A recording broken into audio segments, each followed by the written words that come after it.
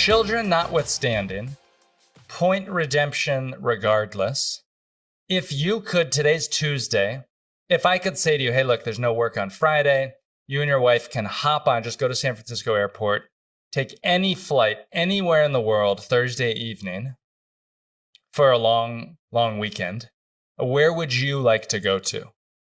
Just the two of us, or just the two of us? Let's assume for the moment that it's just the two of you. Am I also assuming that for some reason there's a flight, a nonstop flight anywhere in the world? That's a fantastic advanced level question. Let's assume no. We're going to play it on hard level, not like magical level. Let's be realistic. That's a great question. The reason I ask is I've always wanted to go to the Canary Islands, and they seem quite difficult to get to from the West Coast. I think, and how long are we going for? You're going for the long weekend. So you fly out on Thursday night, and you'll be back either Sunday or Monday. I'm going to have to think about this one. Well, I have my answer because I prepared. Can I tell you my answer? Yeah. So I've been dying to go to Buenos Aires, and here's why. There's a direct flight from many places, probably from San Francisco, from Houston, from New York. It's in the same time zone. And so you can take the flight at like 10 p.m.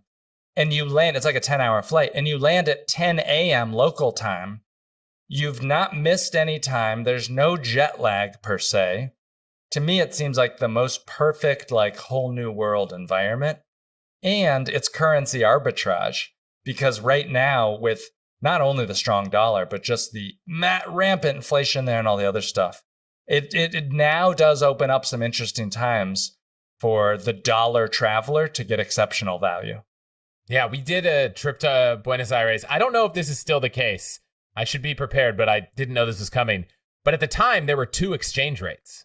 So there's the, I think it was like the dollar blue, which is like the off-market exchange rate, and then the one you get. So you never, at least at the time, please fact check all this. At the time, you never want to pay with a credit card because they're going at the bank rate. But the other rate was like half the price. So you would basically like walk down the street and someone would be like, you need currency, you need exchange. And you'd walk into some random place. I remember at the time I was like watching YouTube videos on like how to test the currency if it's real, because everyone's buying all their currency in like back alleys. And now there's WhatsApp groups, and you'd message them and they'd come to your hotel. And but I can only imagine that if inflation has gone rampant, the dollar's gone more valuable. It's even more valuable to do this. I second that. The only thing I'd say is we went to Argentina. Buenos Aires is awesome. It's incredible. It's one of the few places in the world, maybe New Orleans is similar, where people will say, oh, you've got to check out the cemeteries. Really? Which is a strange thing to recommend, but they're just so interesting and different than you've seen anywhere, and beautiful and ornate. But there's just so much cool stuff in Argentina that I wish that you would have more time than a weekend to go there. But I did do an episode for you to listen to with the basketball player Manu Ginobili, who's from Argentina, where he talked about some of his favorite tips. So check that out before you go. I would love to. I also did a similar trip for a long weekend to Bogota, which was awesome. Even closer, same time zone, really accessible. Gosh, I don't know where I would go for a long weekend. So let me throw some ideas out there. Is that okay? Yeah, go for it. Would you guys go to Hawaii?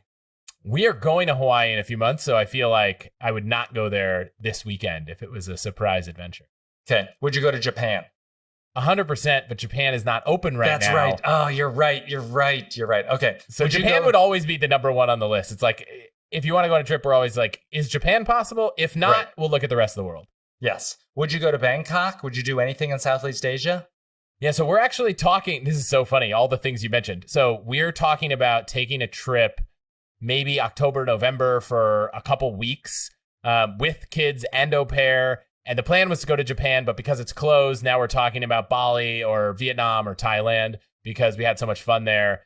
The trip, if you hadn't constrained it to a weekend, would be, let's go to New Zealand. I've heard incredible things about New Zealand, nonstop flight, crazy long, way more manageable without children than with.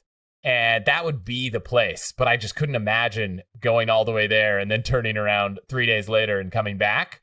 So that would have been my go-to had that not been the constraint.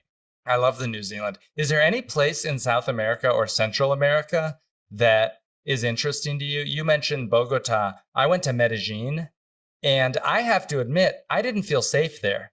I felt we heard a couple stories where there was one day I just wanted to go take a nap in the park. And someone's like, you're not going to take a nap in the park. That's not a thing that we do here.